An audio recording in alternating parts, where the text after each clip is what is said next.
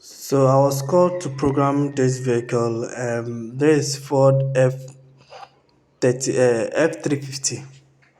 They changed the steering wheel and I need to program it. So I'm trying to use the FDRS to see if it will work because it is a 2019 model. So I'll try and use the FDRS and see if it will work. If not, then I have to wait. And I'm using it with the V200, maxivci V200 because Auto has recently sent an update for it to be used as a J25 device.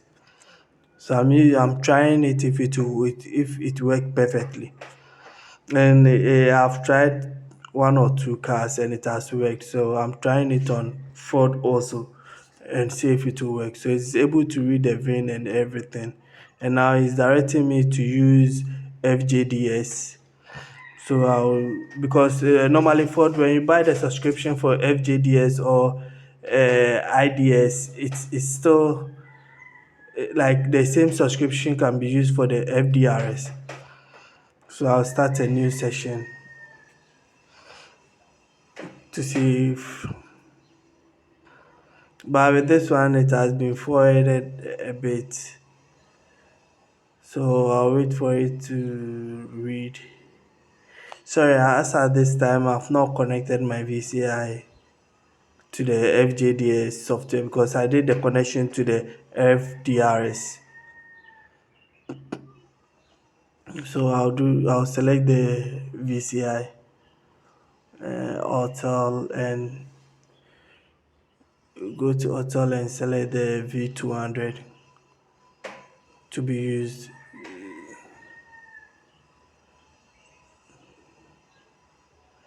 So now we'll abort it and start there.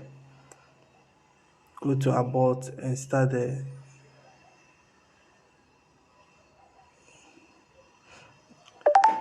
I start a section again. I start a new section. So after aborting it, start a new section, and now the moment it's able to read it, to read faster. So it's gathering information. Now wait for it to gather information related to this vehicle. So there is 6.7 liter diesel engine, heavy duty. So they changed the steering and it was giving me U21, I think U2100. So that module need to be programmed and it is related to the lane keep assist. So if you don't program it, you get other faults like steering angle sensor, no communication and other things.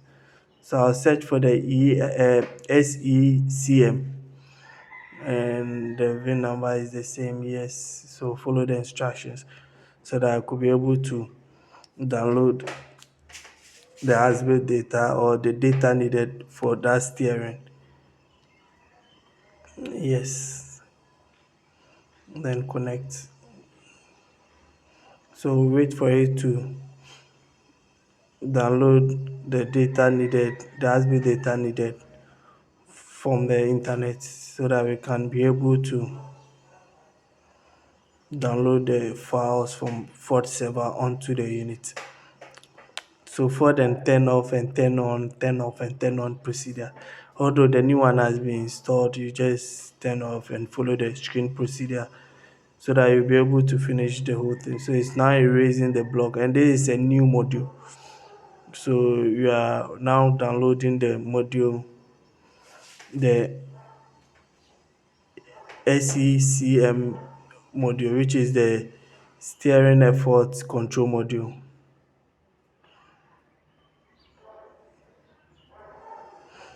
And anytime you change your steering wheel, you have to program that unit, or else it will give you other fault code, and if you don't take care, you might think differently. So with this one, it is done downloading and it's now downloading it onto the unit itself. So what these softwares do is they download it from the server and later download it to the unit itself. So I'm done downloading and this tells me that service tool of the configuration. Yeah. So it's successfully done and I'm able to program that unit with the I'm able to program that unit with the Auto VC200, so you can see the part number and the date. So normally we keep this thing for the client to make them know that we are done with the programming. Whenever we are done with the programming, we save it so that in case the customer comes back and tell you did not do the programming, then you show this as a proof to them. So now, because of the programming, so it will set a lot of U codes. So I'll go back and do self-test to clear all the U code. And during this procedure, I thought it takes long when doing self-test. So that means it will scan the whole system on the vehicle, then it will tell you the fault code in them. So at this moment, if you scan the whole system and you erase the fault codes in the system, the moment you erase the fault code in the system, everything should go off. So you can see now it is done scanning, and you can see most of the fault code. So the main fault code was the one in the SECM. So I'll do the erasing and I'll allow it to erase itself. Because Auto did this update, so now I don't carry the other big J25 device with me anymore, because most of the things can be done with a small one. And normally, but one thing I like about Auto is when it comes to Auto, most of their VCI can be used for their device, so their allowances is on the tablet itself. So when the tablet gets missing, you can't get it. But when it comes to launch and top down and tinker, the allowances is on the VCI. So when the VCI gets missing, that means you have to buy a new device. If not, you can't use it. But also when the VCI get missing, you can buy a new VCI and use it with your tablet, so far as your tablet is not stolen. That's one thing I like about Auto. So now I'm done erasing all the fault code, and you can see the years had passed and everything is passed here. Thank you for watching. Subscribe to my channel for more videos.